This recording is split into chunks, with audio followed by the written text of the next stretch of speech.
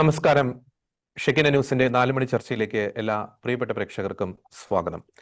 ശ്രീലങ്ക, ബംഗ്ലാദേശ്, നേപ്പാൾ, ഒടുവിൽ ഇന്ത്യയോ? ഇക്കഴിഞ്ഞ ദിവസം ലഡാക്കിൽ നടന്ന സംഘർഷങ്ങൾ, കലാപങ്ങൾ, അതിന്റെ പിന്നിൽ പ്രവർത്തിച്ച വ്യക്തികളുടെ ആ ഒരു അജണ്ട, അവരുടെ ഒരു മോഡസ് ഓഫ് ഒപ്പറാൻഡി, അത് കാണുമ്പോൾ കൃത്യമായും വ്യക്തമാണ്. ഈ ശ്രീലങ്കയിലും അല്ലെങ്കിൽ ബംഗ്ലാദേശ്, നേപ്പാൾ പോലുള്ള രാജ്യങ്ങളിൽ പ്രക്ഷോഭകാര്യങ്ങൾ എങ്ങനെയാണോ അവിടുത്തെ ഭരണകൂടങ്ങളെ അട്ടിമറിച്ചത്, സമാനമായിട്ടുള്ള രീതിയിലുള്ള സമാന സ്വഭാവത്തിലുള്ള ചില സംഘർഷങ്ങളും കലാപങ്ങളുമാണ് നാം ലഡാക്കിൽ കണ്ടത്. ഏതു വിധേനയും ഇന്ത്യയിലെ ഭരണകൂടത്തെ അട്ടിമറിക്കുക എന്ന ലക്ഷ്യത്തോടെ മനപായസമുണ്ട് കഴിയുന്നവരുടെ ഒരു തലയ്ക്ക് ഏറ്റ ഒരു അടി തന്നെയായിരുന്നു ഈ പ്രക്ഷോഭകാരികളെ കേന്ദ്ര സർക്കാർ അടിച്ചമർത്തിയ ആ ഒരു രീതി. ഈ കഴിഞ്ഞ ദിവസങ്ങളിൽ പല റിപ്പോർട്ടുകളൊക്കെ പുറത്തു വന്നിരുന്നു. ഈ ചൈന ഇന്ത്യയിലെ ഭരണകൂടത്തെ അട്ടിമറിക്കാനുള്ള ചില നീക്കങ്ങൾ നടത്തുന്നു, മറു സൈഡിൽ പാകിസ്ഥാനുണ്ട്. അപ്പോൾ ഇന്ത്യയെ പലരും ലക്ഷ്യം വെച്ചിട്ടുണ്ട് അല്ലെങ്കിൽ ടാർഗറ്റ് ചെയ്തിട്ടുണ്ട് എന്നത് വ്യക്തമാണ്. ഇവിടുത്തെ ഭരണകൂടത്തെ അട്ടിമറിച്ച് അവരുടേതായിട്ടുള്ള ചില സ്ഥാപിത താല്പര്യങ്ങൾ സ്ഥാപിച്ചെടുക്കുവാൻ വേണ്ടി ലഡാക്ക് ഭാരതത്തിന് നൽകുന്ന സൂചനയെന്ത്? ഈ വിഷയമാണ് ഇന്ന് 4 മണി ചർച്ചയ്ക്കെടുക്കുന്നത്. ഈ വിഷയത്തിൽ നമ്മോടൊപ്പം ചേരുന്നു അന്താരാഷ്ട്ര വിഷയങ്ങളെ കൃത്യമായി നിരീക്ഷിക്കുകയും വളരെ വ്യക്തമായിട്ടുള്ള ആശയങ്ങൾ പങ്കുവയ്ക്കുകയും ചെയ്യുന്ന ഡോക്ടർ മോഹൻ വർഗീസ്, ഒപ്പം തന്നെ പൊളിറ്റിക്കൽ സയൻസ് അധ്യാപകനും ഒപ്പം അന്താരാഷ്ട്ര വിഷയങ്ങളെ പറ്റി വിവിധ മാധ്യമങ്ങളിലൂടെ വളരെ മനോഹരമായിട്ടുള്ള ലേഖനങ്ങൾ എഴുതുകയും ചെയ്യുന്ന ഡോക്ടർ അഭിലാഷ് ജി രമേശ്. രണ്ടുപേർക്കും ഈ ചർച്ചയിലേക്ക് സ്വാഗതം. ആദ്യം ഡോക്ടർ മോഹൻ വർഗീസ്, ഞാൻ ഇൻട്രോയിൽ സൂചിപ്പിച്ച ആ ഒരു ചോദ്യം തന്നെയാണ് അങ്ങോട്ട് ചോദിക്കാൻ ആഗ്രഹിക്കുന്നത്. ഇപ്പോൾ ശ്രീലങ്കയിൽ, ബംഗ്ലാദേശിൽ, നേപ്പാളിൽ ഒക്കെ ഇത്തരത്തിലുള്ള കലാപങ്ങൾ നടന്നപ്പോൾ പലരും ആശങ്കപ്പെട്ട ഒരു വസ്തുതയുണ്ട്. ഇത് ഒരുപക്ഷെ ഇന്ത്യയിലും ആവർത്തിക്കപ്പെടാനുള്ള സാധ്യതയുണ്ട് എന്നൊരു കാര്യം. ആ ആശങ്കയ്ക്ക് ചെറുതല്ലാത്ത രീതിയിലുള്ളൊരു അടിസ്ഥാനം കൂടിയുണ്ട്. കാരണം ഈ ജൻസികളാണ് ലഡാക്കിലും സംഘർഷത്തിന് ഇറങ്ങിയിരിക്കുന്നത്. നേപ്പാളിൽ അവർ കാട്ടിക്കൂട്ടിയ കലാപങ്ങളൊക്കെ നാം കണ്ടതാണ്. അതിനാൽ തന്നെ ഈ ഒരു നിലവിൽ ഇന്ത്യയുടെ തലയിൽ തന്നെ ഉണ്ടായിരിക്കുന്ന ഈ ഒരു കലാപം, സംഘർഷം ഭാരതത്തിന് നൽകുന്ന മുന്നറിയിപ്പുകൾ എന്തൊക്കെ, ഡോക്ടർ മോഹൻ വർഗീസ്? പൊതുവെ 21-ാം നൂറ്റാണ്ടിലെ എല്ലാ ജനകീയ പ്രക്ഷോഭങ്ങൾക്കും പൊതുവെ ഇപ്പോൾ വിളിക്കുന്ന പേര് ജെൻ സി പ്രക്ഷോഭം എന്നാണ്. നേപ്പാളിലും ശ്രീലങ്കയിലും ബംഗ്ലാദേശിലും അരങ്ങേറിയതിന് സമാനമായ ഒരു പ്രക്ഷോഭമാണോ ലഡാക്കിന്റെ ആ ചെറിയ മണ്ണിൽ കേവലം 3 ലക്ഷത്തിൽ താഴെ മാത്രം ജനസംഖ്യയുള്ള ലേ ആൻഡ് കാർഗിൽ മേഖലകൾ അടങ്ങുന്ന ലഡാക്കിന്റെ മണ്ണിൽ അരങ്ങേറിയത്? അതൊരു വലിയ ചോദ്യമാണ്. കാരണം മുൻപ് തന്നെ ചില പ്രവചനങ്ങൾ ഉണ്ടായിരുന്നു. ഇപ്പോൾ ആദ്യം ശ്രീലങ്കൻ തലസ്ഥാനമായ കൊളംബോ കത്തി അമർന്ന കാഴ്ച നമ്മൾ കണ്ടു 2 വർഷം മുൻപ്. കഴിഞ്ഞ വർഷം ബംഗ്ലാദേശിൽ, ഈ വർഷം നേപ്പാളിൽ. ഇനി അടുത്ത ലക്ഷ്യം ഭാരതമാവുമോ, അല്ലെങ്കിൽ ആവും എന്ന രീതിയിലുള്ള പ്രവചനങ്ങൾ പലതും വന്നു. പക്ഷെ അതിന് സമാനമായ ഒരു രീതിയിലുള്ള പ്രക്ഷോഭമല്ല ഇന്ത്യയിൽ നടന്നത് എന്നാണ് ആദ്യ നിരീക്ഷണം. ഇത് സംഭവിക്കുന്നത് ചൈനയുടെ അതിർത്തി പങ്കിടുന്ന കേന്ദ്രഭരണ പ്രദേശമായ ലഡാക്കിലാണ്. 2019 ലഡാക്ക് ഒരു കേന്ദ്രഭരണ പ്രദേശം ആർട്ടിക്കിൾ 370 അപ്ഗ്രേഡ് ചെയ്തപ്പോൾ സംസ്ഥാന പദവി നഷ്ടപ്പെടുകയും ഒരു കേന്ദ്രഭരണ പ്രദേശമായി ജമ്മു ആൻഡ് കശ്മീർ ഒരു കേന്ദ്രഭരണ പ്രദേശമായും നിയമസഭയുള്ള കേന്ദ്രഭരണ പ്രദേശമായും ലഡാക്ക് നിയമസഭ ഇല്ലാത്ത കേവലം 2 ജില്ലാ കൗൺസിലുകൾ മാത്രമുള്ള ഒരു കേന്ദ്രഭരണ പ്രദേശമായി മാറുകയും ചെയ്തു. അന്ന് ജനങ്ങൾ സർവാത്മന ആ ഒരു നീക്കത്തെ സ്വാഗതം ചെയ്തു. കാരണം ലഡാക്കിന്റെ സർവോത്മുഖമായ വികസനത്തിന് ഒരുപക്ഷെ കേന്ദ്ര ഭരണം സഹായകരമാകും എന്ന നിഗമനത്തിൽ. പിന്നെ കാലക്രമേണ അവിടെ ഒരു പ്രതിഷേധം, ചെറിയ രൂപത്തിൽ പ്രതിഷേധം ഉരുണ്ടുകൂടുകയും അത് പരമാവധി അവിടുത്തെ പ്രതിപക്ഷങ്ങൾ മുതലെടുക്കാൻ ശ്രമിക്കുകയും ഒക്കെ ചെയ്യുന്ന കാഴ്ച നമ്മൾ കണ്ടതാണ്. സ്വാഭാവികമായി ഒരു ജനാധിപത്യ ക്രമത്തിൽ ജനങ്ങൾക്കുണ്ടാകുന്ന ചെറിയ സംശയങ്ങൾ, ചെറിയ ബുദ്ധിമുട്ടുകൾ, പ്രതിഷേധങ്ങൾ ഒക്കെ തന്നെ പ്രതിപക്ഷം സ്വാഭാവികമായി രാഷ്ട്രീയമായി അതിൽ മുതലെടുപ്പ് നടത്തും എന്നത് ശരിയാണ്. അതുകൊണ്ട് ഇത് ഒരു വിഭാഗം ആളുകളെങ്കിലും കരുതുന്നത് ഇത് ജൈവികമായി ഉണ്ടായ ഒരു നീക്കമാണ്. കാരണം അവിടുത്തെ ജനങ്ങൾക്ക് തൊഴിലില്ലായ്മ വലിയ തോതിൽ വർദ്ധിക്കുന്നു, ജീവിത സാഹചര്യങ്ങൾ ബുദ്ധിമുട്ടായി വരുന്നു, ടൂറിസത്തിന് വേണ്ടി വലിയ തുക ചെലവഴിക്കുന്നു ലഡാക്കിൽ എന്ന് പറയുമ്പോഴും അതിന് ടാഞ്ചിബിൾ ബെനിഫിറ്റ്സ് ഒന്നും കാണുന്നില്ല എന്നൊക്കെ പറഞ്ഞുകൊണ്ട് അവിടുത്തെ ജനങ്ങൾ, പ്രത്യേകിച്ച് സോഷ്യൽ മീഡിയയൊക്കെ ഉപയോഗിക്കുന്ന യൂത്താണ് പലപ്പോഴും ഈ ആശയങ്ങൾ ഇപ്പോൾ ആവിഷ്കരിക്കുന്നത്. കുറച്ച് ഉറക്കെ തന്നെ ആവിഷ്കരിക്കുന്ന അവരാണ്. പക്ഷെ അങ്ങനെ ജൈവികമായി ഉണ്ടായ ഒരു പ്രതിഷേധം അതിന് വിട്ടുപോയി ഒരു നിരാഹാരം സത്യാഗ്രഹം അനുഷ്ഠിക്കാൻ ഗാന്ധിയൻ മാർഗം ഉപയോഗിക്കുന്നു എന്ന് പൊതുവെ പറയുന്ന സോനം വാങ്ചുക്, അതിനൊരു മുഖമുണ്ട്. ഇപ്പൊ ജെൻസി പ്രക്ഷോഭത്തിന് പലപ്പോഴും ഒരു മുഖമില്ല, ഒരു നേതൃത്വമില്ല.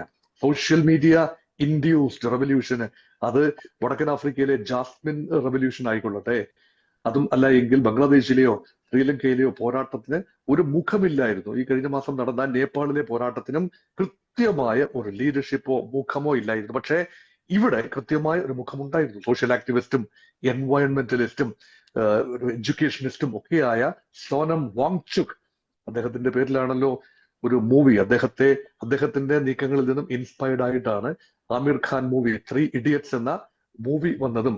അങ്ങനെയാണ് അദ്ദേഹം ദേശീയ തലത്തിൽ പ്രശസ്തനാകുന്നത്.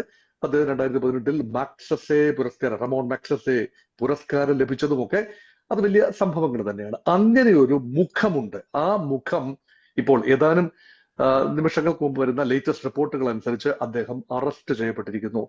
അദ്ദേഹം അറസ്റ്റ് ചെയ്യപ്പെട്ടു എങ്കിൽ അതിന് മുൻപ് തന്നെ സോനം വാങ്ചുക് കഴിഞ്ഞ ദിവസം ഒരു 12-13 മണിക്കൂറുകൾക്ക് മുമ്പ്, അര ദിവസം മുൻപ് ഒരു വളരെ പ്രകോപനപരമായ ഒരു പ്രസ്താവന നടത്തി. അതായത്, ഞാൻ ഒരു പക്ഷേ അറസ്റ്റ് ചെയ്യപ്പെടാം, അറസ്റ്റ് ചെയ്ത് അകത്താകുന്ന ഞാനും അറസ്റ്റ് ചെയ്യപ്പെടാതെ ചർച്ചകൾക്കായും മറ്റു കാര്യങ്ങൾക്കായും പുറത്തു നിൽക്കുന്ന ഞാനും ഒരുപോലെ തന്നെ അപകടകാരിയാണ് എന്ന് പറയുമ്പോൾ അത് ഒരു പരിധി വരെ ഇന്ത്യ രാജ്യത്തിന്റെ പരമാധികാരത്തെയും നമ്മുടെ നിയമവ്യവസ്ഥയെയും വെല്ലുവിളിക്കുകയാണ്. എന്തിനും ഒരു ചർച്ചയുടെ മാർഗമുണ്ട്, ഒരു പരിഭവമുണ്ട് എങ്കിൽ ഒരു ചർച്ചയിലൂടെ ഈ പരിഭവങ്ങളെല്ലാം വെന്റിലേറ്റ് ചെയ്യാനുള്ള അവസരങ്ങളുണ്ട്. ഇന്നൊരു ചർച്ച നടക്കേണ്ടതാണ്, കേന്ദ്ര സർക്കാരുമായി ഒരു ചർച്ച നടക്കേണ്ടതാണ്. ഏതാനും മാസങ്ങൾക്ക് മുമ്പ് നടന്ന ആദ്യ റൗണ്ട് ചർച്ചയിൽ ഒരു വിമാനം അയച്ചു കൊടുത്ത് ലഡാക്കിലെ ലേയിലെയും ഖാർഗിലെയും നേതാക്കന്മാരെ ഡൽഹിക്ക് വിളിച്ചു വരുത്തി സംസാരിക്കാനുള്ള ആർജവം കേന്ദ്ര സർക്കാർ കാട്ടിയതുമാണ്. അടുത്ത റൗണ്ട് ഓഫ് ഫോർമൽ നെഗോസിയേഷൻ നടക്കേണ്ടത് 6-ാം തീയതിയാണ്, ഒക്ടോബർ മാസം 6-ാം തീയതിയാണ്. അതുവരെ ഒരുപക്ഷെ നിരാഹാര സമരം, വാങ്ചുക്കിന്റെ നേതൃത്വത്തിൽ നടന്ന നിരാഹാര സമരം ഏതാനും ദിവസം പിന്നിട്ടപ്പോൾ അതിൽ ചിലരെ അറസ്റ്റ് ചെയ്യുകയും നിർബന്ധമായി, കാരണം അവിടെ മരണം സംഭവിച്ചാൽ, നിരാഹാരം സത്യാഗ്രഹത്തിൽ മരണം സംഭവിച്ചു കഴിഞ്ഞാൽ അത് വലിയ പ്രക്ഷോഭത്തിലേക്ക് നീങ്ങുമെന്നതുകൊണ്ട് രണ്ടുപേർ അറസ്റ്റ് ചെയ്യപ്പെടുകയും അത് ഒരു ട്രിഗറായി വന്നുകൊണ്ട് ജൈവികമായി ഒരു ആക്രമണം അവിടെ നടന്നത്. അത് BJPയുടെ ഓഫീസ്. ഇപ്പൊ കേന്ദ്ര ഭരണം BJPക്കാണ്, സംസ്ഥാന കൗൺസിൽ, ജില്ലാ കൗൺസിലുകളുടെ ഭരണവും BJPക്കാണ്. അതുകൊണ്ട് ജനം BJPക്ക് നൽകിയ ഒരു മാൻഡേറ്റ് തന്നെയാണ്. പക്ഷെ ആ മാൻഡേറ്റിനോടൊപ്പം ഭാരതീയ ജനതാ പാർട്ടിക്ക് മുന്നോട്ട് പോകാനാവുന്നില്ല എന്ന ഒരു നിരീക്ഷണം ചില ഭാഗത്തെങ്കിലും ഉണ്ടായതുകൊണ്ടാവാമല്ലോ BJPയുടെ സംസ്ഥാന ഓഫീസ് അവിടെ അറ്റാക്ക് ചെയ്യപ്പെടുന്നത്. ഇത് കൈവിട്ടു പോകുന്ന ഒരു കാഴ്ച വരികയും ഒരു ക്രാക്ക് ഡൌണിലേക്ക് പോവുകയും 4 മരണങ്ങൾ സംഭവിക്കുന്നു. അതുപോലെ 50-ലധികം പേർക്ക് കാര്യമായ പരിക്കേൽക്കുന്ന ഒരു സംഭവം വരുന്നു. അപ്പൊ സ്റ്റേറ്റിന്റെ പവർ ഒരു ക്ലാം ഡൗൺ എന്ന നിലയിൽ ആട്ടിച്ചേൽപ്പിക്കുന്നു എന്നതാണ് കേന്ദ്ര ഗവൺമെന്റ് ഇപ്പോൾ കേൾക്കുന്ന ഒരു ആരോപണം. ഒരുപക്ഷെ അത് ആരോപണം മാത്രമല്ല, സത്യവുമാണ്. പക്ഷെ അത് ആവശ്യമല്ലേ എന്ന ചിന്തയാണ് ഇപ്പോൾ വരുന്നത്. കാരണം കൈവിട്ടു പോകുന്ന പ്രക്ഷോഭം ഇതൊരു സ്പൈറലിംഗ് കാസ്കേഡിംഗ് ഇഫക്റ്റിലേക്ക് നീങ്ങുകയും ഇപ്പോൾ നിലവിൽ ലേ പ്രദേശത്ത് മാത്രമാണ് പ്രക്ഷോഭം. അത് ലഡാക്കിന്റെ മറ്റു പ്രദേശങ്ങളിലേക്കും പിന്നീട് കാശ്മീരിലേക്കും പിന്നീട് ഇന്ത്യയുടെ മറ്റു പ്രദേശങ്ങളിലേക്കും ഒക്കെ വ്യാപിച്ചാൽ അത് വ്യാപിക്കേണ്ടത് മറഞ്ഞിരിക്കുന്ന ദേശവിരുദ്ധമായ ചില ശക്തികളുടെ ആവശ്യമാണ്. അങ്ങനെ സംഭവിക്കാതിരിക്കുന്നതിന് ന്യായമായ രീതിയിലുള്ള നിയമം അനുശാസിക്കുന്ന രീതിയിലുള്ള ബലപ്രയോഗവും അറസ്റ്റും ഒക്കെ വേണ്ടിവരും എന്നതുകൊണ്ടാണ് ആ അറസ്റ്റ് വന്നത്. ഇപ്പോൾ നോക്കൂ, ഇതിനെ ഒരു ജൻസി പ്രക്ഷോഭം എന്ന നിലയിൽ പറയുന്നത് എന്തുകൊണ്ടാണ്? പ്രധാനപ്പെട്ട ഒരു യൂട്യൂബറാണ്, രാജ്യത്തെ യുവജനങ്ങളുമായിട്ടും പൊതുവെ സമ്മതിക്കുന്ന ഒരാളാണ് ധ്രുവ് റാഠി ഉൾപ്പെടെയുള്ള ആളുകൾ ഇങ്ങനെ ഒരു പ്രക്ഷോഭം അരങ്ങേറുന്നു എന്ന് മുൻകൂട്ടി തന്നെ പറഞ്ഞ ഒരു ചരിത്രമുണ്ട്. അത് മാത്രമല്ല, ഈ ചില ആളുകൾ, ഈ പറയുന്ന സോനം വാങ്ചുക് ഉൾപ്പെടെ പാകിസ്ഥാൻ സന്ദർശിച്ച ഒരു ട്രാക്ക് റെക്കോർഡുണ്ട് സമീപകാലത്ത്. അത് മാത്രമല്ല, അദ്ദേഹം ബംഗ്ലാദേശിന്റെ നേതൃത്വവുമായി നിരന്തരമായി കൂടിയാലോചനകളായിരുന്നു എന്ന വിവരവും ഇപ്പോൾ പുറത്തു വരികയാണ്. മുഹമ്മദ് യൂനിസുമായി അദ്ദേഹം നിൽക്കുന്ന ഫേമസ് ഫോട്ടോഗ്രാഫ് പലതും വെളിയിൽ മാക്സസെ അവാർഡ് വിന്നർ കൂടിയായ ഒരു ഗ്ലോബൽ സിറ്റിസൺ കൂടിയായ വാങ്ചുക്, അദ്ദേഹത്തിന്റെ മനസ്സിൽ എന്താണ്, അദ്ദേഹത്തിന്റെ പിന്നിൽ പ്രവർത്തിക്കുന്നത് ആരാണ്, ഇത് അറിയേണ്ടതാണ്. ന്യായമായും ഇത് അറിയേണ്ട കാര്യമാണ്. അതുകൊണ്ട് തീർച്ചയായും ഈ പ്രക്ഷോഭം മുളയിലെ നുള്ളിക്കളയേണ്ടത് ഗവൺമെന്റ് ഓഫ് ഇന്ത്യയുടെയും രാജ്യത്തിന്റെയും സ്റ്റെബിലിറ്റിക്ക് ആവശ്യമായതുകൊണ്ട് ആ രീതിയിൽ പ്രവർത്തിച്ചു എന്ന് കരുതാനാണ് താല്പര്യം. പക്ഷെ അതേസമയം ഒരു നിയമം കയ്യിലെടുത്തുകൊണ്ട് ഒരു വിഭാഗം ആളുകൾ അഴിഞ്ഞാടുകയാണെങ്കിൽ അത് മറ്റിടത്തേക്കും വ്യാപിച്ചു കഴിഞ്ഞാൽ ശ്രീലങ്കയിലും നേപ്പാളിലും സംഭവിച്ചതുപോലെയുള്ള കാര്യങ്ങൾ സംഭവിക്കും എന്ന ഒരു പേടിയൊന്നും നമുക്കില്ല. കാരണം ഇതൊരു വലിയ രാജ്യമാണ്, ഇവിടെ ഒരു നിയമവാഴ്ചയുണ്ട്, ഇവിടെ സ്റ്റേബിളായ ഗവൺമെന്റ് ഉണ്ട്, പൊതുജനങ്ങളുടെ പ്രക്ഷോഭം, ഇവിടെ ശക്തമായ മാധ്യമങ്ങളുണ്ട്. അവിടെ നോക്കൂ, നേപ്പാളിലെ പോലെ അല്ല എന്ന് ഞാൻ ഉറപ്പിച്ചു പറയാനുള്ള കാരണം അവിടെ കാഠ്മണ്ഡു നഗരമാണ് കേന്ദ്രമാക്കിയെടുത്തത്. ഇത് ഇന്ത്യയിൽ ഡൽഹി അല്ല. ഒരുപക്ഷെ ഡൽഹിക്ക് പ്രാന്തപ്രദേശത്തെ കർഷക പ്രക്ഷോഭം, പഞ്ചാബിലെ കർഷക പ്രക്ഷോഭം, അതിനു മുൻപ് തന്നെ അരവിന്ദ് കെജ്രിവാളും ഈ പിന്നെ അണ്ണാ ഹസറയും ഒക്കെ അഴിച്ചുവിട്ട 2013-14 സമയത്ത് ഒരു വലിയ ഒരു മാറ്റത്തിന്റെ കാലഘട്ടമായിരുന്നു. റാംലീല മൈതാനമൊക്കെ വലിയ പ്രക്ഷോഭത്തിന്റെ വേദികളായിരുന്നു. അതുമായി ഒക്കെ തട്ടിച്ചു നോക്കുമ്പോൾ ഇത് തീരെ ചായക്കോപ്പയിലെ കൊടുങ്കാറ്റ് മാത്രമാണ് ഈ പറയുന്ന പ്രക്ഷോഭം. അതിനെ, ആ തീപ്പൊരിയെ ആളിക്കത്തിച്ചുകൊണ്ട് രാജ്യവ്യാപകമായ ഒരു പ്രക്ഷോഭത്തിലേക്കും, ഇവിടെ ഗവൺമെന്റൽ സംവിധാനം തകർന്നിരിക്കുന്നു, ഭരണഘടന അട്ടിമറിക്കപ്പെട്ടിരിക്കുന്നു, ഇവിടെ യുവജനങ്ങൾ തെരുവിൽ ഇറങ്ങിയെങ്കിൽ മാത്രമേ രാജ്യം രക്ഷപ്പെടൂ, നമ്മുടെ വിദേശ നയം അമ്പേ പരാജയപ്പെട്ടിരിക്കുന്നു എന്ന നറേറ്റീവുകളൊക്കെ സംഭവിച്ചാൽ ഭാരതം, വളർന്നു വരുന്ന ഭാരതം, ആ ഭാരതത്തിനെ വിദേശ രാജ്യങ്ങൾ, പ്രത്യേകിച്ച് അയൽപക്കത്തുള്ള ചൈനയാകട്ടെ, വളരെ ദൂരെയുള്ള അമേരിക്കയാകട്ടെ, ആത്യന്തികമായി ഭാരതത്തിന്റെ വളർച്ചയിൽ അസഹിഷ്ണുതയുള്ള രാജ്യങ്ങൾ തന്നെയാണ്. അതുകൊണ്ട് ഒരു ഗിവ് ആൻഡ് ടേക്ക് റിലേഷൻഷിപ്പ് അല്ല, ഇപ്പോൾ കോമ്പറ്റീറ്റീവ് ഒരു രൂപത്തിലേക്ക് ലോകരാഷ്ട്രീയം, ഭൗമരാഷ്ട്രീയം മാറുമ്പോൾ ഏത് ചെറിയ പ്രക്ഷോഭത്തെയും ആളിക്കത്തിക്കാൻ, തീപ്പൊരിയായി ആളിപ്പടരാൻ തക്ക ഇന്ധനം, വെടിമരുന്ന് മറ്റു രാജ്യങ്ങൾ നൽകിയേക്കാം. അതുകൊണ്ടാണ് വളരെ ഗൗരവപരമായി, അനധാമതയോടെ ഇതിനെ കൈകാര്യം ചെയ്യുന്നത്, വളരെ ഗൗരവമായി കൈകാര്യം ചെയ്യണം, കൈവിട്ടു പോകാൻ അനുവദിക്കരുത് എന്ന് പറയുന്നതിന്റെ അടിസ്ഥാനം അതാണ്. ഓക്കെ, വളരെ വ്യക്തമാണ്. ഡോക്ടർ അഭിലാഷ്, നമുക്കറിയാം ഇത്തരത്തിലുള്ള ഒരു സംഘർഷങ്ങളൊക്കെ വരുമ്പോൾ പലരും ആശങ്കപ്പെടുന്ന ഒരു കാര്യമുണ്ട്. ഈ ഡീപ് സ്റ്റേറ്റ് പോലുള്ള സംവിധാനങ്ങളുടെ ഇൻവോൾവ്മെന്റ് എന്നൊക്കെ പല സാമൂഹ്യ മാധ്യമങ്ങളിലൊക്കെ വരുന്നുണ്ട്. എൻ്റെ ചോദ്യം ഇതാണ്: ഇന്ത്യ പഴയ ഇന്ത്യ അല്ല എന്നത് വളരെ വ്യക്തമാണ്. കഴിഞ്ഞ ഒരു 10 വർഷത്തിനുള്ളിൽ വളരെ വലിയ രീതിയിൽ ഇന്ത്യ വളർന്നിരിക്കുന്നു. ഇപ്പോൾ നിലവിലെ സാഹചര്യത്തിൽ ഇപ്പം സമരം, അവർ തമ്മിലുള്ള ട്രേഡ് വാറുമായി ബന്ധപ്പെട്ടുള്ള വാഗ്വാദങ്ങൾ, അല്ലെങ്കിൽ അവർക്കിടയിൽ ഉടലെടുത്തിരിക്കുന്ന ആ ഒരു അകൽച്ചയൊക്കെ നമ്മുടെ മുമ്പിലുണ്ട്. മാത്രമല്ല, ഇന്ത്യയെ വളരെ പ്രതീക്ഷയോടെ ലോകരാജ്യങ്ങൾ നോക്കിക്കാണുന്നു. ഇന്ത്യ കേന്ദ്രീകരിച്ച്, അല്ലെങ്കിൽ ഇന്ത്യയുടെ നേതൃത്വത്തിൽ പല കൂട്ടായ്മകളും അമേരിക്ക പോലുള്ള വലിയ രാജ്യങ്ങൾക്ക് വെല്ലുവിളിയായിട്ട് ഇങ്ങനെ രൂപപ്പെട്ടു വരുന്നു. അപ്പോൾ അതിൻ്റെ അടിസ്ഥാനത്തിൽ ഇന്ത്യയെ പല ശക്തികളും, വിദേശ ശക്തികളും, ശത്രുരാജ്യങ്ങൾ ഓൾറെഡി നോട്ടമിട്ടിട്ടുണ്ട്, ചൈന, പാകിസ്ഥാൻ, അവരുടെ കൂട്ടുകെട്ട് നമുക്കറിയാം. പക്ഷെ അതിനപ്പുറം ചില നിഗൂഢ ശക്തികൾ ഇന്ത്യയെ നോട്ടമിട്ട് കഴിഞ്ഞിരിക്കുന്നു എന്ന ആശങ്കയ്ക്ക് എത്രത്തോളം ഒരു അടിസ്ഥാനമുണ്ട്, ഡോക്ടർ അഭിലാഷ്? Thank you. ആദ്യം തന്നെ പറഞ്ഞുകൊള്ളട്ടെ, ഒരു ചർച്ചയിൽ ഇപ്പം ഡോക്ടർ മോഹൻ വർഗീസ് പറഞ്ഞ കാര്യങ്ങളോട് 100% യോജിച്ചുകൊണ്ട് തന്നെ മുന്നോട്ട് പോകാനാണ് ഞാൻ ആഗ്രഹിക്കുന്നത്. കാരണം നമ്മളിപ്പോൾ ഇന്റർനാഷണൽ റിലേഷൻസ് ഒരു ശാസ്ത്രമായിട്ട് നമ്മൾ പഠിക്കുന്ന സമയത്ത് തന്നെ ആദ്യം മനസ്സിലാക്കുന്നത്, എല്ലാ രാജ്യങ്ങൾക്കും അവരുടെ സ്വന്തമായ താല്പര്യമുണ്ട്, സെൽഫ് അല്ലെങ്കിൽ ആ പൊളിറ്റിക്കൽ ഇൻട്രസ്റ്റ് ഉണ്ട്. ആ ഇൻട്രസ്റ്റിനെ പുറത്ത് മാത്രമാണ് നമ്മൾ ഓരോ രാജ്യങ്ങളായിട്ടുള്ള ബന്ധങ്ങൾ നമ്മൾ അടയാളപ്പെടുത്തുന്നത്. അതോടൊപ്പം തന്നെ നോക്കുകയാണെന്നുണ്ടെങ്കിൽ ഇപ്പൊ ഇന്ത്യയുടെ വളർച്ച എന്ന് പറഞ്ഞാൽ അഭൂതപൂർവ്വമായിട്ടുള്ള വളർച്ച നമ്മൾ നേടിക്കൊണ്ടിരിക്കുന്ന ഒരു കാലഘട്ടമാണ്.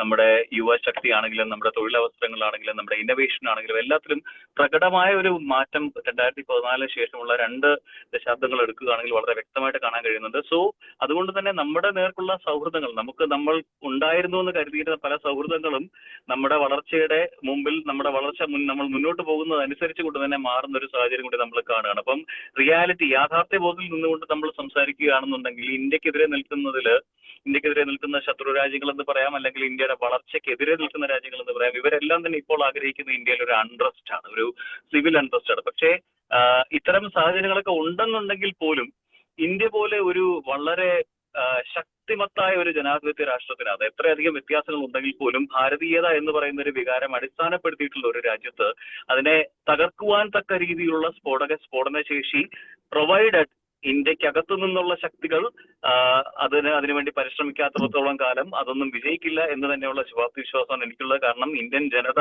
ഇത്തരം ചിന്തകൾക്കൊക്കെ അപ്പുറത്ത് നിന്നുകൊണ്ട് ഇന്ത്യ എന്ന ആശയത്തെ ഉൾക്കൊള്ളാൻ കഴിയുന്നവരാണ്. അതുപോലെ തന്നെ ഇന്ത്യയുടെ വികസനത്തിന് വേണ്ടിയിട്ടുള്ള ഈ ചിന്തയിൽ ഇപ്പൊ നമ്മൾ ജൻസിയുടെ കാര്യം പറഞ്ഞു.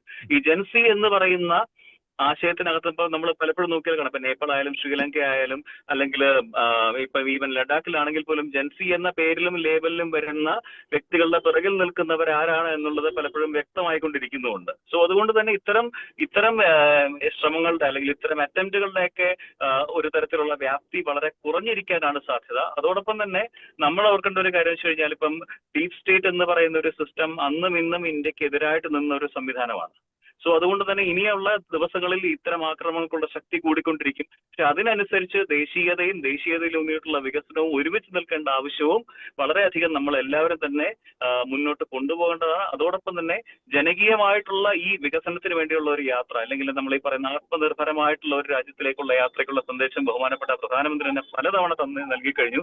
അതിലേക്ക് ഒരുമിച്ച് ഒറ്റക്കെട്ടായി നിൽക്കേണ്ട ഒരു സമയം കൂടി ആഗതമായിരിക്കുകയാണ്. അതുകൊണ്ട് തന്നെ ശത്രുവിനെ തിരിച്ചറിയുക, പുറത്ത് മാത്രമല്ല അകത്തുമുള്ള ശത്രുവിനെ തിരിച്ചറിയുക എന്നൊരു നയത്തിലേക്ക് പൗരസമൂഹം ഉൾപ്പെടെ ജാഗരൂകരാകേണ്ട ഒരു അവസ്ഥ. ഈ ഒരു ചോദ്യം കൂടി അങ്ങോട്ട് ചോദിക്കുന്നത്, ഈ നേപ്പാളിൽ ജൻസികൾ കാട്ടിക്കൂട്ടിയ കലാപം, പ്രക്ഷോഭം നമുക്കറിയാം. മറ്റ് പല രാജ്യങ്ങളിലും അതിൻ്റെ ഒരു ട്രിഗറിംഗ് പോയിന്റ്, അല്ലെങ്കിൽ അത് ഇങ്ങനെ ആ ഒരു കലാപത്തെ മുന്നോട്ട് കൊണ്ടുപോകുന്നത് യൂത്താണ്. എന്തുകൊണ്ട് ഈ ഒരു കാലഘട്ടത്തിലെ യൂത്ത് ഇങ്ങനെ പെട്ടെന്ന് ഇങ്ങനെ പ്രകോപിതരാകുന്നു? നമുക്ക് റീൽസിന്റെ ഒക്കെ ഒരു കാലഘട്ടമാണ്. പലരും പഴയ തലമുറയിലുള്ളവരൊക്കെ പറയാറുണ്ട് ഈ കാലഘട്ടത്തിൽ യൂത്തിന് വായന നഷ്ടപ്പെടുന്നു, അങ്ങനെ പല ആശങ്കകൾ ഉന്നയിക്കുന്നുണ്ട്. പക്ഷെ ഏത് സാഹചര്യത്തിലാണ്, അല്ലെങ്കിൽ എന്തുകൊണ്ടാണ് ഈ ജൻസികളെ ഈ ഒരു രാജ്യത്തെ കലാപം സൃഷ്ടിക്കാൻ, രാജ്യത്തെ ഭരണകൂടത്തെ അട്ടിമറിക്കാൻ ഈ ജൻസികളെ ചിലർ, അല്ലെങ്കിൽ ഈ കൂട്ടർ, ഈ കലാപത്തിന് പിന്നിൽ പ്രവർത്തിക്കുന്നവർ കരുവാക്കുന്നു? എങ്ങനെ അവർ അതിൽ വീണുപോകുന്നു? ഡോക്ടർ അഭിലാഷ്. പലപ്പോഴും നമ്മൾ കാണുന്നത് വെച്ച് കഴിഞ്ഞാൽ ഇൻഫ്ലമേറ്ററി ആയിട്ട്, അല്ലെങ്കിൽ പ്രകോപനപരമായിട്ടുള്ള ചിന്തകളുടെ ഇരിപ്പിടമെന്ന് പറയുന്നത് യൗവനമാണ്. അപ്പം അത്തരം ആയിരുന്നു. ഇപ്പം 80കളിലെ ഒരു മൂവ്മെന്റ് ആണെങ്കിലും, അല്ലെങ്കിൽ 70s തിയേറ്റർ മൂവ്മെന്റ് ആണെങ്കിലും, അല്ലെങ്കിൽ ഈവൻ ഹിപ്പി കൾട്ട് ആണെങ്കിലും, ഇതിലെല്ലാം തന്നെ എവിടെയൊക്കെ സർഗാത്മകത ഉണ്ടായിരുന്നു. പക്ഷെ ഇപ്പോൾ എന്താണെന്ന് വെച്ച് കഴിഞ്ഞാൽ ഈ ഇൻസ്റ്റന്റേനിയസ് ആയിട്ടുള്ള ഗ്രാറ്റിഫിക്കേഷൻ എന്ന് പറയുന്ന ഒരു കോൺസെപ്റ്റിനകത്ത് നിന്നുകൊണ്ട് ഇന്റർനെറ്റും സോഷ്യൽ മീഡിയയിലും ഒക്കെ വഴി ഒരുപാട് ഫേക്ക് നറേറ്റീവ്സ് ബിൽഡ് ചെയ്യാൻ സാധിക്കുന്നുണ്ട്. ഈ ഫേക്ക് നറേറ്റീവ്സിലെല്ലാം തന്നെ വ്യക്തിമായിട്ട് കാണിക്കപ്പെടുന്നത് യുവാക്കളാണ്. അതായത് ഇപ്പം rich kid versus nepo kid versus you എന്ന് പറയുന്ന ഒരു നറേറ്റീവ് പലപ്പോഴും ബിൽഡ് ചെയ്യപ്പെടുന്നുണ്ട്. ഇപ്പം നേപ്പാളിലെ ഒരു മന്ത്രിയുടെ മകൻ, അദ്ദേഹത്തിന്റെ ബർത്ത്ഡേ അന്ന് വളരെയധികം വില കൂടിയ ലോക പ്രശസ്ത ഡിസൈനർ ബ്രാൻഡുകളുടെ ഇടയിൽ നിന്ന് പോസ്റ്റ് ചെയ്യുന്ന ചിത്രമൊക്കെ വളരെ വ്യാപകമായിട്ട് ഷെയർ ചെയ്യപ്പെട്ടു. അപ്പം റിലേറ്റീവ് ഡിപ്രവേഷൻ, അല്ലെങ്കിൽ തനിക്കില്ലാത്ത കാര്യങ്ങൾ മറ്റൊരാൾക്ക് അഹിതമായിട്ട് ഉണ്ടാകുന്നു എന്ന് പറയുമ്പോൾ സ്വാഭാവികമായിട്ട് ഉണ്ടാകുന്ന ഒരു മോറൽ ഇൻഡിഗ്നേഷൻ ഉണ്ട്. ഈ ഇൻഡിഗ്നേഷനെ ഒരു സംഘടനാ സ്വരൂപത്തിലേക്ക് കൊണ്ടുവരികയും അവിടെ നിന്നുകൊണ്ട് ഈ ആശയങ്ങളെ ഒരു വയലൻസിലേക്ക് എത്തിക്കാനുമുള്ള ട്രിഗർ പലപ്പോഴും ഇതിന് പിറകിൽ നിന്ന് ചരട് വലിക്കുന്നവർക്ക് ഈസി ആയിട്ട് സാധിക്കുന്നുണ്ട്. പിന്നെ അതുപോലെ പലപ്പോഴും ഞാൻ കണ്ടിട്ടുള്ള ഒരു കാര്യം, ഗവൺമെന്റുകൾക്ക് ഇത്തരം ആക്രമണങ്ങൾ ഏത് നോക്കിക്കഴിഞ്ഞാൽ, ഇപ്പം നേപ്പാളിലായാലും ശ്രീലങ്കയിലായാലും ഒക്കെ ഈ ഫ്ലാഷ് പോയിന്റ് ഉണ്ടാവുന്ന എപ്പോഴാന്ന് വെച്ച് കഴിഞ്ഞാൽ മരണങ്ങൾ സംഭവിക്കുമ്പോഴാണ്. ഈ മരണങ്ങൾ സംഭവിക്കുന്ന സമയത്താണ് പിന്നീട് വേറൊരു തരത്തിലുള്ള പ്രതിരോധത്തിനും സാധ്യതയില്ലാത്ത രീതിയിലേക്ക് ഇതൊരു കലാപമായിട്ട് മാറുകയും പലപ്പോഴും മിലിറ്ററിയും പാരാമിലിറ്ററിയും ഉൾപ്പെടെയുള്ളവർ ഒന്ന് മാറി നിൽക്കുന്ന സാഹചര്യം ഉണ്ടാകുന്നു. ഈ സാഹചര്യത്തിലാണ് ഇത്തരം വയലൻസിന് ജസ്റ്റിഫിക്കേഷൻ ഉണ്ടായി വരുന്നതെന്ന് കാണാൻ കഴിയുന്നത്. സോ അതുപോലെ ഇപ്പം ഇന്ത്യയിലെ കാര്യം നോക്കുകയാണെന്നുണ്ടെങ്കിൽ, ഇപ്പൊ ഇന്ത്യയിൽ യുവാക്കൾ രണ്ട് രീതിയിലാണ് ചാനലൈസ് ചെയ്യപ്പെടുന്നത്. ഒന്നെന്ന് പറഞ്ഞാൽ ഇപ്പം രാഷ്ട്രീയപരമായിട്ടുള്ള അഫിലിയേഷൻസ് ഉള്ള ഒരു വലിയ കൂട്ടം യുവാക്കളുണ്ട്. അതുകൊണ്ട് തന്നെ ഇത്തരത്തിലുള്ള സംഘർഷങ്ങളോ അല്ലെങ്കിൽ ആശയങ്ങളോ ഒക്കെ തന്നെ രാഷ്ട്രീയ സംവാദങ്ങൾക്കിടയിൽ ന്യൂട്രലൈസ് ചെയ്യപ്പെട്ടു പോകാൻ പറ്റും. പക്ഷെ അരാഷ്ട്രീയവാദികളായിട്ടുള്ള ഒരു വലിയ വിഭാഗം ചെറുപ്പക്കാരുണ്ടെങ്കിൽ അവരെ ഇത്തരത്തിലുള്ള അൺനോൺ എൻറ്റിറ്റീസ് അല്ലെങ്കിൽ അൺനോൺ പ്ലാറ്റ്ഫോംസ് വഴി മാനിപ്പുലേറ്റ് ചെയ്ത് യൂസ് ചെയ്യാനുള്ള സാധ്യതയുണ്ട്. പക്ഷെ അഗെയിൻ നമ്മുടെ ഒരു അനുഗ്രഹം എന്ന് പറഞ്ഞാൽ നമ്മളുടെ ചെറുപ്പക്കാർക്ക് ഇപ്പോൾ പോലും നമ്മുടെ ചെറുപ്പക്കാർക്ക് വ്യക്തമായിട്ടുള്ള പല നിലപാടുകളുണ്ട്. ഈ നിലപാടുകളെ സാധൂകരിക്കാനുള്ള രാഷ്ട്രീയ അടിത്തറയുള്ള സംവിധാനങ്ങളും നമുക്ക് നിലവിലുണ്ട്. അതുകൊണ്ടൊക്കെ തന്നെ ശരിക്കും പറയുകയാണെങ്കിൽ നമ്മുടെ ഈ ചെറുപ്പക്കാരെ അങ്ങനെ വളരെ വലിയ രീതിയിൽ മാനിപ്പുലേറ്റ് ചെയ്തെടുക്കാൻ സാധിക്കില്ല. ഒരുപക്ഷെ അങ്ങനെ സാധിക്കുമായിരുന്നെങ്കിൽ ഈ കർഷക സമരമോ അല്ലെങ്കിൽ ഈ സോ കോൾഡ് കർഷക സമരമോ അല്ലെങ്കിൽ അത്തരത്തിലുള്ള പ്രക്ഷോഭങ്ങൾ വേറൊരു രീതിയിലേക്ക് പോകുമായിരുന്നു. ഇപ്പൊ നമ്മൾ 2012 നോക്കുകയാണെങ്കിൽ നിർഭയ പ്രൊട്ടസ്റ്റിന്റെ കേസ് എടുക്കാം. ആ സമയത്ത് ചെറുപ്പക്കാർ യൂണിവേഴ്സിറ്റികളിൽ നിന്ന് വ്യാപകമായിട്ട് ഓർഗാനിക് ആയിട്ട് പുറത്തേക്ക് വരികയായിരുന്നു. ആ സമയത്ത് ഉണ്ടായിട്ടുള്ള പ്രക്ഷോഭത്തിനകത്ത് ശരിക്കും പറഞ്ഞാൽ സോഷ്യൽ മീഡിയയുടെ ആദ്യകാലത്തെ ഒരു ഉപയോഗം എന്ന് വേണമെങ്കിലും പറയാം.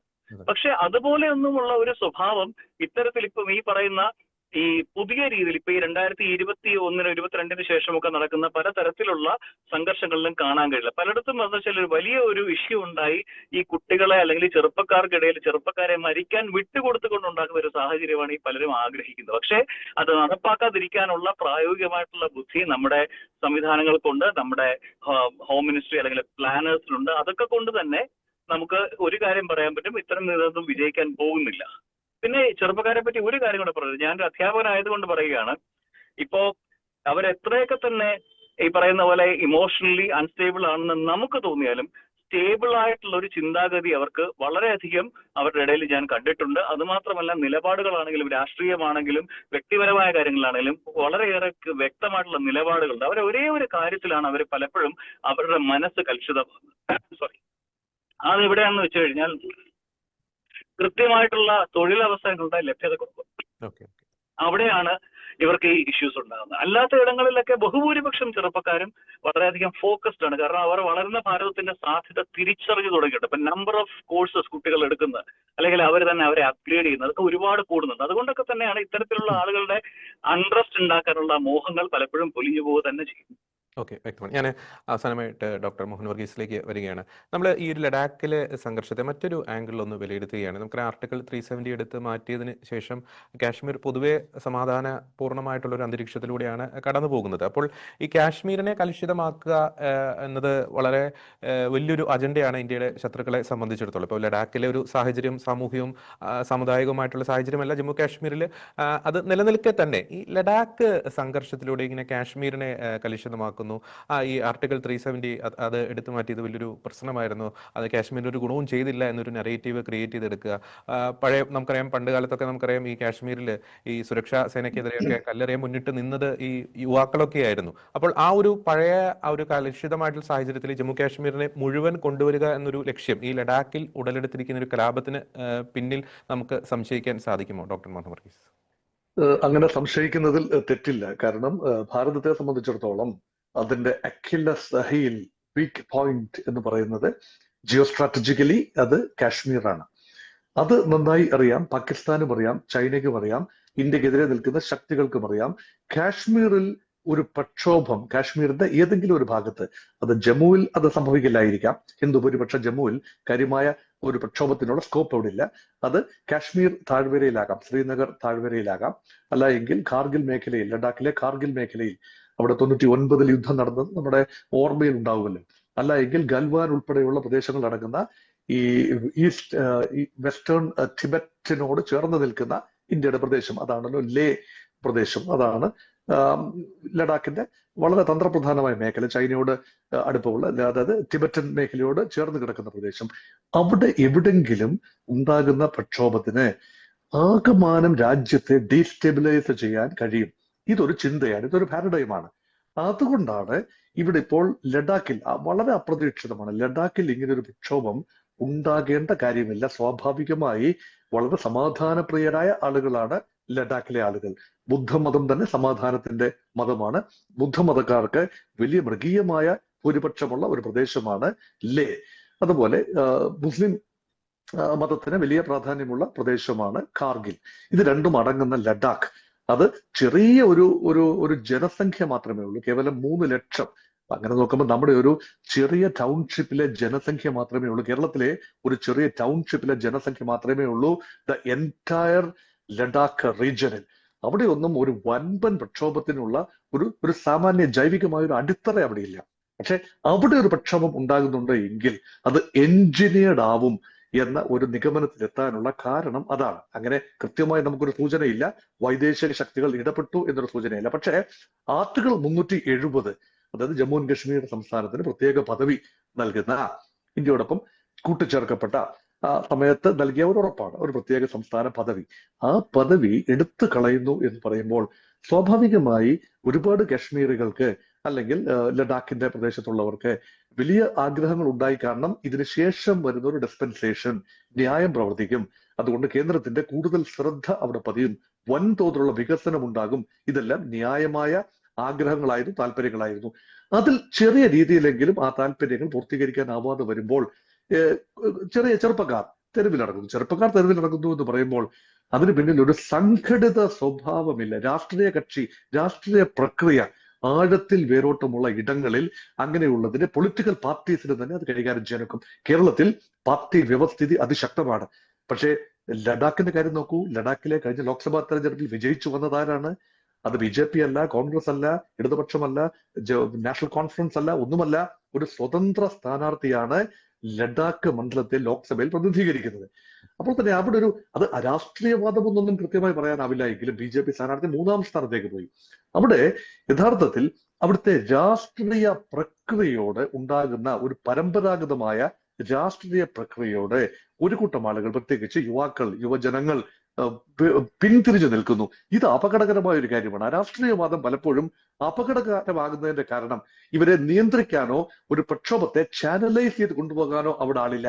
അങ്ങനെയാണ് വൈദേശിക ശക്തികൾ ഇവിടെ പിടിമുറുക്കുന്നത്. നോക്കൂ, നമുക്കൊരു ഇംഗ്ലീഷ് ഒരു സെയിങ് ഉണ്ട്, ഒരു ചോദ്യമാണ്, do you catch cold or does cold catches U?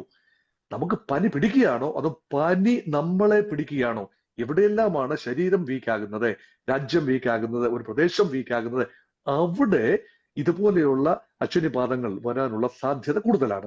അതുകൊണ്ട് ജാഗ്രതാപൂർവമായ നിലപാട് കേന്ദ്ര ഗവൺമെന്റ് സ്വീകരിക്കേണ്ടതാണ്. കേന്ദ്രഭരണ പ്രദേശമാണ്.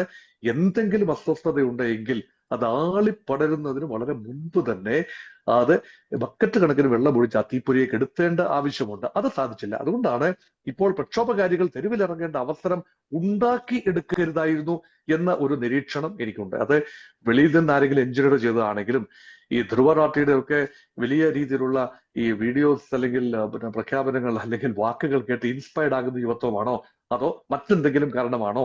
ഇത് കാരണം എന്ത് തന്നെ ആയാലും അവിടെ ഒരു സംഘർഷ സാധ്യത മുന്നിൽ കാണുന്നതിന് ഒരു പക്ഷേ അഡ്മിനിസ്ട്രേഷൻ പരാജയപ്പെട്ടു. അതുകൊണ്ടാണ്. പക്ഷേ സമയത്തിന് ആക്ട് ചെയ്യാൻ കഴിഞ്ഞു. ഒരിക്കലും ശ്രദ്ധയിൽപ്പെട്ട് കഴിഞ്ഞ് ഉടനടി വേണ്ട തിരുത്തൽ നടപടികൾ എടുക്കാൻ സാധിച്ചു എന്ന് പറയുന്നത് ഇന്ത്യ ഇപ്പോഴും സ്റ്റേബിൾ ഹാൻഡ്സിലാണ് എന്നതിന്റെ സ്ഥിരീകരണം കൂടിയാണ്. So we don't really have to be afraid of a radical fallout. അതിന്റെ സാധ്യതയൊന്നും കാണുന്നില്ല. ഇന്ത്യ സകലം ഈ പ്രക്ഷോഭം വ്യാപിക്കും എന്നൊന്നും ഇപ്പോൾ കരുതാനാവില്ല. അങ്ങനെ ഉണ്ടാവില്ല. അത്രയ്ക്ക് solid and secure and stable ആണ് നമ്മുടെ അഡ്മിനിസ്ട്രേറ്റീവ് സംവിധാനം, നമ്മുടെ രാഷ്ട്രീയ വ്യവസ്ഥിതി. അതുകൊണ്ട് ഇത് ചായക്കോപ്പയിലെ കൊടുങ്കാറ്റായി ഒതുങ്ങട്ടെ. മറ്റ് ആളുകൾക്ക്, ഇന്ത്യ വിരുദ്ധ ശക്തികൾക്ക് തൽക്കാലം ആഹ്ലാദിക്കാൻ ചെറിയ വകയുണ്ടാകട്ടെ. പക്ഷെ ആത്യന്തികമായി നേരത്തെ ഇവിടെ എനിക്ക് മുൻപ് സംസാരിച്ച ഡോക്ടർ അഭിലാഷ് പറഞ്ഞതുപോലെ ഇന്ത്യയുടെ വളർച്ചയിൽ വിറളി പൂണ്ട രാജ്യങ്ങളുണ്ട്. India may be only 4 trillion economy. America is a big economy with 30 trillion outlay. പക്ഷേ ഇന്ത്യയുടെ ഭാവി വളർച്ചാ നിരക്ക് consistently, Indian economy has been growing consistently over 6% over decades. ഇത് തുടരുകയാണെങ്കിൽ ഒരു 15-20 വർഷത്തിന് ശേഷം 1-ാം നമ്പർ ശക്തിയായി, 1-2 ശക്തികളെ ചൈനയും ഇന്ത്യയും നിൽക്കുന്ന ഒരു അന്തരീക്ഷം അട്ടിമറിക്കുന്നതിനെ ഡീസ്റ്റെബിലൈസേഷൻ ഡ്രൈവ്, അവിടെയാണ് നേരത്തെ ഇവിടെ സജസ്റ്റ് ചെയ്ത deep state America. American deep state മാത്രമല്ല, ലോകത്തെ പല ചിന്തകരുടെയും ഒരു അഭിപ്രായം അങ്ങനെ ഏഷ്യൻ രാജ്യം വിട്ടാൽ ശരിയാവില്ല. പല റോഡ് ബ്ലോക്കുകളും ഉണ്ടാക്കണം. അതിലെ ഒരു റോഡ് ബ്ലോക്ക് എന്ന് പറയുന്നത് ഇന്ത്യയുടെ വൈവിധ്യങ്ങളെ ചൂഷണം ചെയ്തുകൊണ്ട് ആ വൈവിധ്യങ്ങൾ ഒരു പൊട്ടിത്തെറിയിലേക്ക് എത്തിച്ചു നിർത്താൽ പിന്നെ ഭാരതം ഉണ്ടാവില്ല. ആ ഒരു ചിന്തയാണ്. ആ ചിന്ത ഉള്ള ഇടത്തോളം കാലം അതേക്കുറിച്ച് ജാഗ്രത പാലിക്കുക, ജാഗരൂകരായിരിക്കുക. ചെറിയ പ്രക്ഷോഭങ്ങളെ പോലും ആദ്യം തന്നെ അത് പരിഹരിച്ചു പോവുക എന്ന നയമാകണം നമ്മുടെ രാജ്യം സ്വീകരിക്കേണ്ടത്.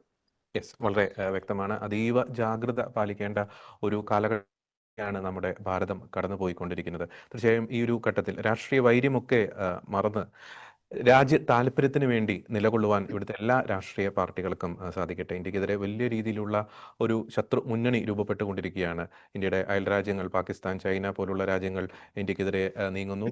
മറ്റ് തരത്തിൽ ഈ ഡീപ് സ്റ്റേറ്റ് പോലുള്ള സംവിധാനങ്ങൾ ഇന്ത്യയെ നോട്ടമിട്ട് കഴിഞ്ഞിരിക്കുന്നു. അതിനാൽ തന്നെ ഒറ്റക്കെട്ടായി നിൽക്കേണ്ട സമയമാണ്. എല്ലാ വൈര്യവും മാറ്റിവെച്ചുകൊണ്ട് രാജ്യ താല്പര്യത്തിന് വേണ്ടി, ഭാരതത്തിന് വേണ്ടി, രാജ്യത്തിന് വേണ്ടി ഒറ്റക്കെട്ടായി നിൽക്കേണ്ട സമയത്ത് തന്നെയാണ് നാം ആയിരിക്കുന്നത്. ആ ഒരു ചിന്ത ഇവിടുത്തെ എല്ലാ രാഷ്ട്രീയ പാർട്ടികൾക്കും, എല്ലാ സമുദായങ്ങൾക്കും, എല്ലാ വിഭാഗത്തിൽപ്പെട്ട ജനങ്ങൾക്കും ഉണ്ടാകട്ടെ എന്ന് ആശംസിക്കുന്നു. ഇന്ന് ഈ ചർച്ചയിൽ വളരെ സജീവമായി പങ്കെടുത്ത ഡോക്ടർ മോഹൻ വർഗീസ്, ഒപ്പം തന്നെ ഡോക്ടർ അഭിലാഷ് ജി രമേശ്, രണ്ടുപേർക്കും നന്ദി.